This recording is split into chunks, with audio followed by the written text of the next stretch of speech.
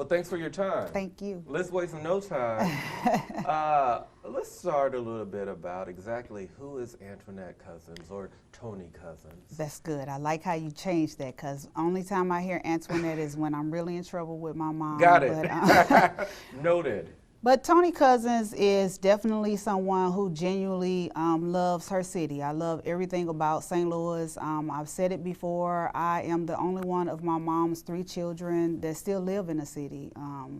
I came back to St. Louis. I married my college sweetheart. He came back to St. Louis because of me. He became a police officer. He's still a police officer in the city of St. Louis. With all the fight and struggle that we went through, he still came back and continued to serve on the department. And I continue to serve and live in the city and do the things that I do for the city because I love the people and I love the things about the city, the good, the bad, and the ugly. Your background, I think you mentioned an alternative school? So I've ran 2 alternative schools in my lifetime. I've ran an alternative school called Jenny's Career Academy at one point, and then I went on to run another alternative school called AMI Kids at Beaumont High School. Got it. So education is your passion? Somehow I got stumbled into education. Community service is more so my passion in some kind of way. The community that I grew up in is Walnut Park. I say it all the time. But I grew up in Walnut Park. When I went away to college, I actually came back and started working in a neighborhood that I grew up in. I built about 300 homes and I built about 200 homes and rehabbed about 300 homes in the neighborhood that I grew up in. And I also created and implemented several programs within that community as well. So that tells me a heart for people in general. Yes. I get it. And so education, children, that's a big component of that. Education, children, and seniors. I always have a passion to fight for children and seniors. So then, when you were a part of the board that brought on our previous superintendent, and you searched and you found her and interviewed her, it was really a lot of fanfare when she got selected and that type of thing. She talked about her excitement, her goals. Yes. How do you feel about how it played out in the end? We really were kind of disappointed. We were taken aback. We had huge expectations, like you stated. We felt we went through all the necessary procedures that we were supposed to. We had the search firm. We got community engagement involved. We got the business owners involved before the final decisions was made. So we felt that we did all the due diligence that was needed in identifying this perfect superintendent. So when we had to go through the challenge that we did and seeing that this was not what we thought it was very disappointing. When did that come to light? When did you start to get some inkling that things may not be where they should be? It really came upon a time when it was more so time for her evaluation. We had some questions when we were looking at the evaluation. She had been on a job, I want to say, probably 8 or 9 months into her time. We started having questions and concerns about some of the things we were looking at, mostly the hiring practice that we saw, that we really had more questions, more than anything about. So with that is really when some red flags kind of came into place. Have you spoken to her? How's she doing? I haven't. I really haven't. It's unfortunate. We haven't had the opportunity to speak because of everything that was going on within the process. From the time that she was actually put on administrative leave to the time she was terminated, I have not had the opportunity to speak with her. The board made a decision to part ways with her. Yes. Did the board make the right call with that? Yes, I believe that we did. Given the nature of where things had ended, I think it was the right decision for the board to make. It was best for us to sever ties with her. I believe it was at a meeting I heard you say, y'all gonna get on me for a $40 flight upgrade? It was, I think what a lot of people don't understand is when we go on conference, it's not a decision that I make. It's a decision that the entire board has to make, and that is actually a public process that we go through. All of those things happen at board meetings. So that was a board decision, and those are standard conferences that we actually have to attend. All the board members, for the most part, attend those conferences. And it's not a first class, type of upgrade is actually, Southwest. So normally when we're leaving from from your job or something like that, you're trying to get to the airport, and it's like Southwest doesn't have, special boarding, so you go from C boarding to A boarding. So we're trying to get, get to the airport, do whatever. So it's not a policy violation, and actually all the board, I found it interesting that it was Toni Cousins, or Donna Jones, Secretary Jones got this upgrade, but all of us actually got from C boarding to A boarding. Which you see nothing wrong with. Which we see is not a policy violation. It was nothing. In my opinion, I don't see anything wrong with it, and the board didn't see anything wrong with it. Tell people what happens at these conferences. People who don't understand professional development, as you explained. So those professional development conferences, some of the conferences are conferences that are required by Missouri State Board Association.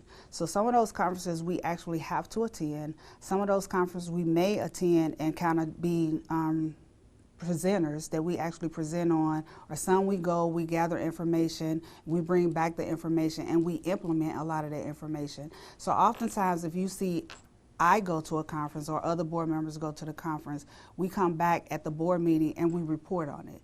This is the information we've learned, this is what we've gathered, and based on this is how we feel we will be able to implement a lot of the resources and information we've been able to have. We're going to implement it into the district.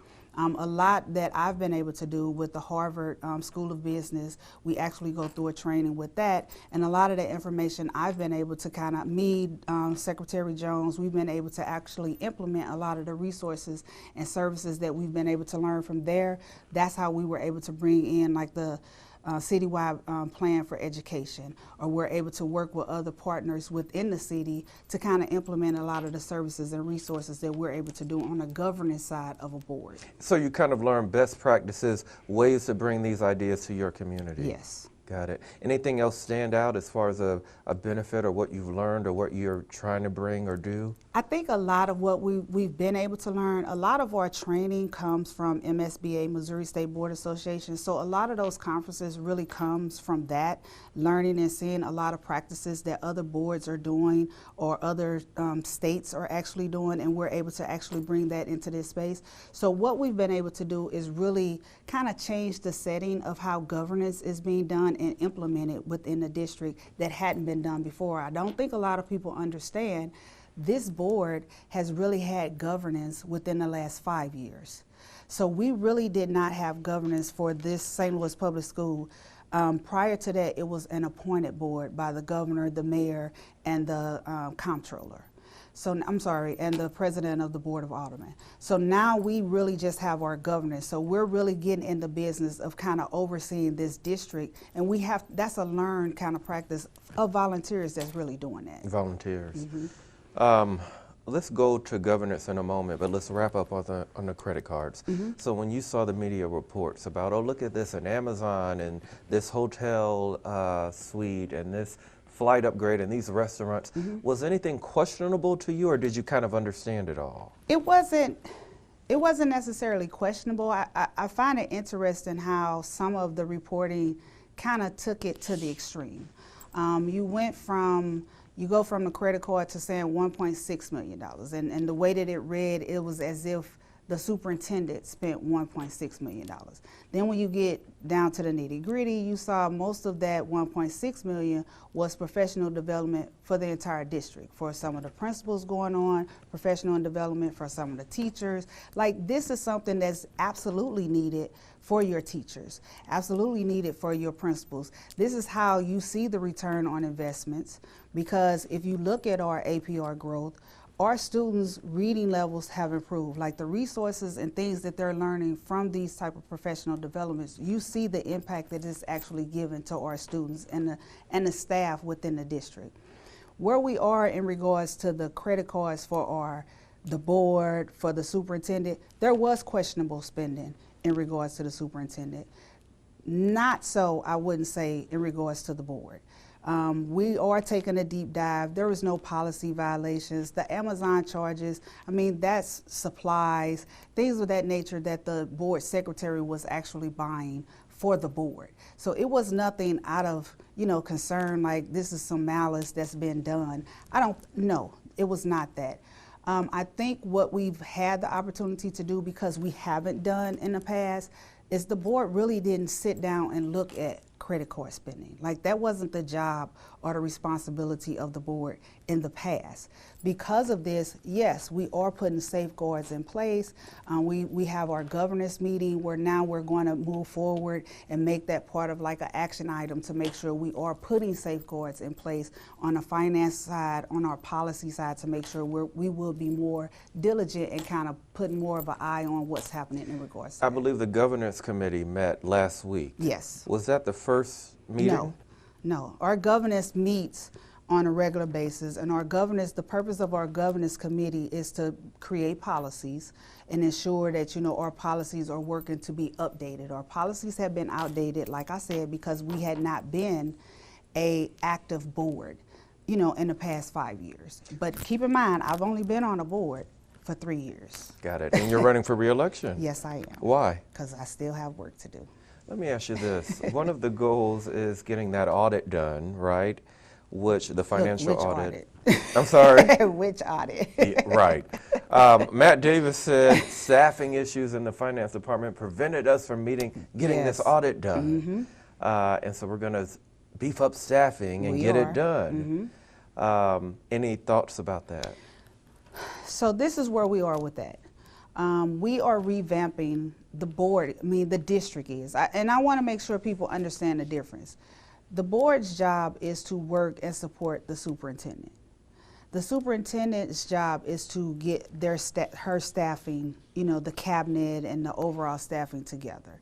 So we're leaning in and providing them the support that they need, seeing where the holes are, what the challenges are, ensuring that whatever support we can provide them is there. So absolutely, that is what Dr. Bordeshay is working on, to make sure that she has the adequate staffing, that all the necessary responses is being done in regards to the audit, because there's 2 audits that's being done simultaneously, and the board, remember, had requested an investigator come in and actually do an audit. So a separate kind of investigation of an audit. So we had 3 going on simultaneously.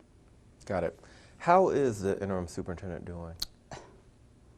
Given the nature of what she came into, she had no desire to be a superintendent. I think she's doing an absolute fabulous job. Do you think she wants the permanent position? I think she has the ability to do it, and yes, I think, again, given everything that's going on, I think she does. Got it. Let me ask you this. Last week, one of your board members resigned. Did that take you by surprise? It really did. It absolutely took me by surprise.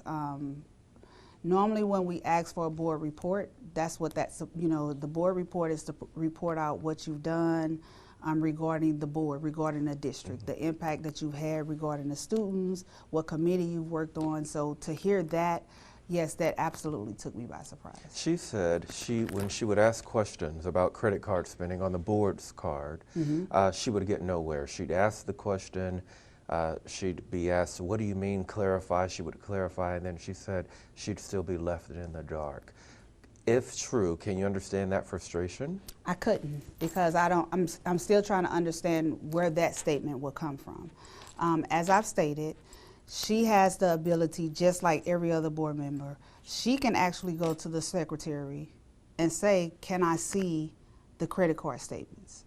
If she had a question, she had the ability to go to her and say, hey, I'm concerned about these credit card statements. Is there any way I can look at them? Let me go over them. Can I ask you questions about them? So she has that authority just like all of us as board members. And as I've stated, she's going on the same conference that we've all gone on. You understand what I'm saying? So if there's a question that she has in regard to any credit card, she has the authority as a board member to say, can I get this credit card statement pulled? And I have questions to ask. Would you encourage her to do that? Absolutely. I encourage any board member to do it. She also said there were times where she felt like it was a 2-person show instead of a 7-person board with everyone working together. And specifically, she pointed to you and Matt Davis, the president, as the 2-man show. That's what I struggle with, and I think I've said it at board meetings. Nothing can get done as a board without a vote, without votes. It takes 4 votes to accomplish anything. And our board meetings, and I believe Secretary Jones, I believe Vice President Davis stated it as well. You have to be present and involved, and not just at the board meeting. Like, this is hard work. It really is. We're putting in 40, 50 hours a week of work focused on how do we assist with the district. In addition to your full-time job. In addition to our full-time job, in addition to my family. You know, I have kids, you know, I have another life. So it's not just a Matt and Toni show. A lot of people try to present it as if it's a Matt and Toni show, but it's really not. You have to be present all the time if you really want to do the work of serving the families, students, and staff of St. Louis Public Schools. What's your recommendation then, as president, to the rest of your board right now who may silently feel the way Ms. Weiss does? Who knows? You said her resignation was abrupt and a surprise. Mm-hmm. What if others are feeling that way? What's your recommendation to get everyone on the same page, get everyone working together at a time where there is turmoil? We've had a board retreat. We've actually had 2, and we've tried that. We've worked to try. We've worked to try to make this children first. We've tried to work to make this staff first. This is, again, it's hard work. We have to get our personal agendas, our personal views out of the way, and be prepared to put in the work. Like, I've always said that. And my biggest statement has always been, if you have questions, if you don't understand, you know, by all means, call, you know, talk to me. If you don't feel comfortable talking to me, talk to board member Jones, talk to board member like, there are enough of us that we should be able to. Sometimes you're not going to get along. And that's how I was trained through MSBA and other.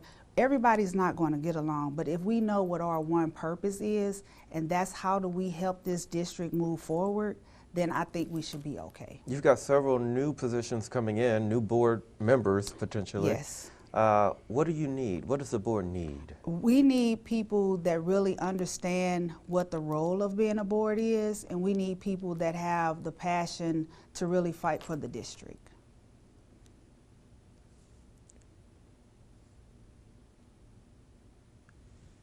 I've covered a lot of the points I wanted to hit on. Yeah?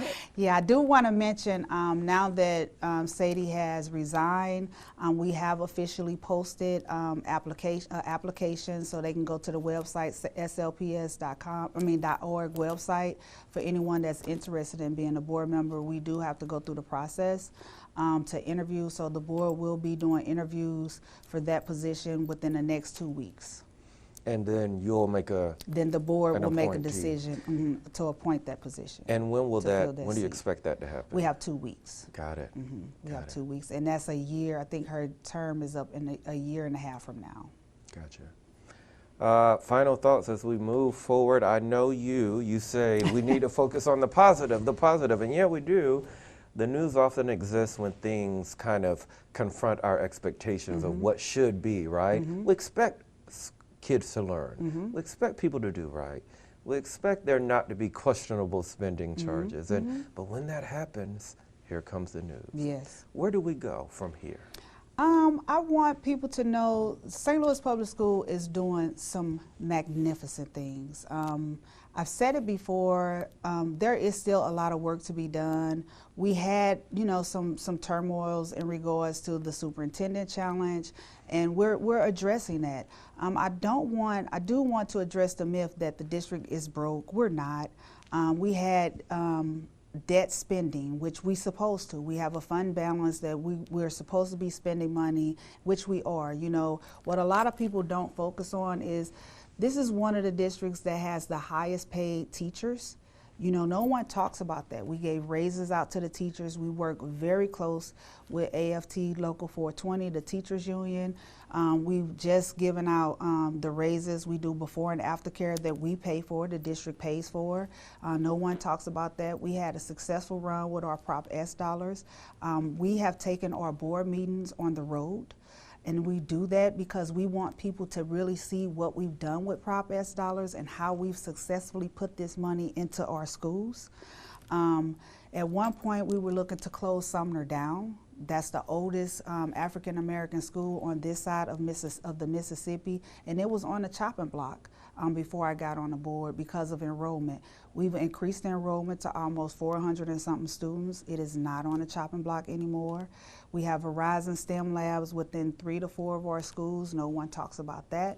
So we have a lot of successful things. We have 10% growth in our APR. People were scared, thinking that we were on the verge of losing our accreditation. We're not. We're on the right track in regards to that. So our students are learning.